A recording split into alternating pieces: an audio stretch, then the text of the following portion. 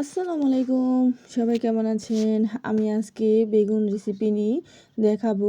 আমি 3টা বেগুন নিয়ে নিয়েছি এখানে। আমি আজকে দেখাবো বেগুনের ডোম কিভাবে রান্না করবেন। আমরা তো বেগুন কতভাবেই খাই, কিন্তু আমি আজকে যেভাবে রান্না করে দেখাবো বাড়িতে একবার হলেও রান্না করে খেয়ে দেখবেন যে কত স্বাদের এই বেগুনের ডোম। আমি প্রথমে ডোম করে কেটে নিচ্ছি, দেখতেই পাচ্ছেন, কারণ বেগুনের সাইজগুলো অনেক বড়। এই জন্য আমি পিস পিস করে কেটে নিচ্ছি। তারপর মাঝখান দিয়ে ফালি দিয়ে নেব, 4 কোনা করে কেটে নেব যেন মশলাটা বেগুনের ভেতরে যায়। এইভাবে আমি সবগুলো বেগুন এক এক করে কেটে নেব। দেখতেই পাচ্ছেন এখানে কিন্তু 4টা ফালি দেওয়া আছে, আর এক কর্নারে রাখা আছে, পুরোটা আমি ফেলে নিই নাই আর কি। এক সাইডে আনাম আছে, আরেক সাইডে ফালি দেওয়া হয়েছে। এইভাবে আমি এক এক করে সবগুলো বেগুন কেটে নেব। আর বেগুন খেতে আমরা সবাই কম বেশি পছন্দ করি, ভাজা বলুন, কষা বলুন, ভুনা বলুন, যাই হোক না কেন, কারণ আমরা বেগুন প্রায় তরকারিতেই খেয়ে থাকি। আর বেগুন খেতে আমাদের ভীষণই ভালো লাগে, যাই হোক। তারপর আমি এক এক করে সবগুলো কেটে নিচ্ছি। ওই একই প্রসেসে আমি সবগুলোই কেটে নেব অল্প অল্প করে, কারণ বেগুনের ভেতরে যদি মশলা লবণ না যায় তাহলে কিন্তু ওটা কামড় দিলেও ওরকম স্বাদ লাগে না। তারপর দেখুন আমি সবগুলো একইভাবে কেটে সাজিয়ে নিয়েছি। এখন আমি এক এক করে সবগুলো। আর আরেকটা পদ্ধতি, বেগুন যদি আপনি অল্প তেলে ভাজতে চান তাহলে আমি আজকে দেখাবো কিভাবে অল্প তেলে বেগুন ভাজবেন।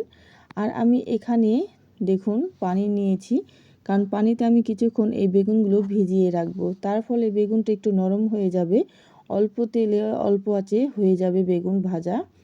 তারপর কিছুক্ষণ রাখার পর আমি এগুলো সব তুলে নেব। আর পানি পেয়ে দেখুন বেগুনগুলা ফুলের মতো একদম ফুটে উঠেছে। দেখুন ফুলের মতো কিন্তু ফুটে উঠেছে। তারপর এগুলোর উপরে আমি এক এক করে সব মশলাগুলো দিয়ে দেব। হলুদ মরিচের গুঁড়ো সব মিক্স করা আছে। তারপর আমি এগুলো হাত দিয়ে সুন্দর করে মাখিয়ে নেব লবণ দিয়ে, কারণ মশলাটা ভেতরে গেলে খেতেও ভালো লাগে কিন্তু অনেক। আর এরকম রান্না যদি গরম ভাতের সাথে হয় বা খিচুড়ির সাথে, পোলাওয়ের সাথে হয় তাহলে কিন্তু ভীষণই ভালো লাগে খেতে। এভাবে আমি 5 মিনিট পর্যন্ত রেখে দেব, যেন মশলাটা একদম পুরোপুরিভাবে বেগুনের ভিতর প্রবেশ করতে পারে। দেখুন মশলাটা মেখে এখন আমি এভাবেই রেখে দেব। তারপর আমি তেলটা গরম করে কড়াইতে দিয়ে দিলাম এক এক করে সবগুলো। আর বেগুন ভাজতে গেলে কিন্তু অনেক তেল লাগে, কিন্তু এই তেলে আমি সবগুলোই বেগুন ভেজে নেব, কারণ ওই যেভাবে আমি দেখালাম ওই প্রসেসে করলে একদমই তেল কম লাগে বেগুন ভাজতে গেলে, কারণ বেগুনটা তখন নরম হয়ে যাওয়া, অত বেশি তেল লাগে না। তারপর আমি এক এক করে এই পিঠ ওই পিঠ করে উল্টিয়ে দেব। আর বেগুনগুলো অবশ্যই নাড়াচাড়া করার সময় একটু সাবধানের সাথে করতে হবে, কারণ বেগুনটা যখন হওয়া পর্যায়ে চলে আসে তখন কিন্তু দেখবেন একদমই নরম হয়ে যায়, ভেঙে যাওয়ার সম্ভাবনা থাকে। আমি এক এক করে সবগুলোই উল্টিয়ে পাল্টিয়ে দেব এইভাবে। আর ঢাকনা দিয়ে ঢেকে দেওয়ার কারণ হলো তাড়াতাড়ি সিদ্ধ হয়ে যাবে আর ভাজাও হয়ে যাবে। এই জন্য আমি অল্প অল্প করে এভাবে উল্টিয়ে দেব আর ঢাকনা দিয়ে সুন্দর করে এই বেগুনগুলা ঢেকে দেব। দেখুন ঢাকনা তুলে নিলাম। তারপরও কিন্তু আমার ওই একই তেলে সবগুলো বেগুন ভাজা হয়ে আসতেছে প্রায়, আমি কিন্তু আর তেল দেই নাই। এইভাবে উল্টিয়ে পাল্টিয়ে সুন্দর করে দেব, কারণ বেগুনগুলো আমার ডোম আকার আছে, বড় বড় করে একটু ভাজতে সময় লাগবে। আর সম্পূর্ণ বেগুনটা যদি ভালোভাবে ভাজা না হয় তাহলে কিন্তু ওটা খেতেও ভালো লাগবে না, ভেতরের অংশ কাঁচা থেকে যাবে। সেই জন্য অল্প অল্প করে উল্টিয়ে পাল্টিয়ে সম্পূর্ণ বেগুনটাকে ভেজে নেব। দেখতেই পাচ্ছেন বেগুনগুলো কিন্তু প্রায় কালার চলে এসেছে। আরও কিছুক্ষণ পর্যন্ত এভাবে অল্প আঁচে ভেজে নেব, অল্প অল্প করে একটা একটা করে একদম আস্তে আস্তে নেড়ে চেড়ে নেব।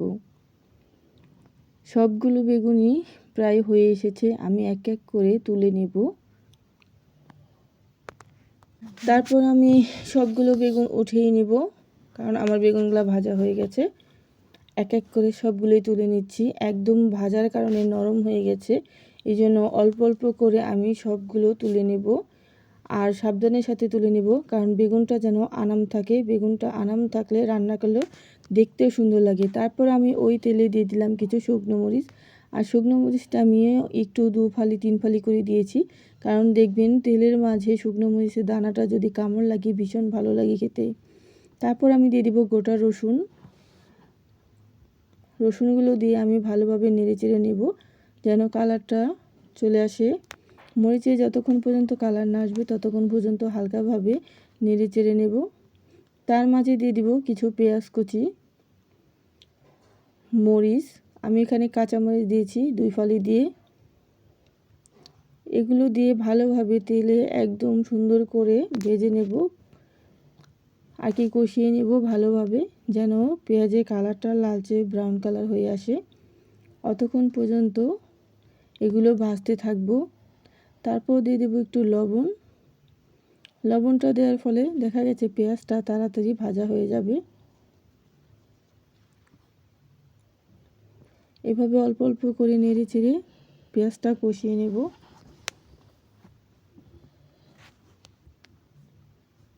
একটু সময় ধরে পেঁয়াজটা কষাতে হবে, অত তাড়াহুড়া করলে হবে না। আর পেঁয়াজটা অবশ্যই একদম চিকন করে কেটে নিলে বেশি ভালো হয়। তারপর দিয়ে দেবো একটু আদা বাটা। আদা বাটা দিয়ে একটু ভালোভাবে গরম তেলের সাথে নেড়ে চেড়ে নেব।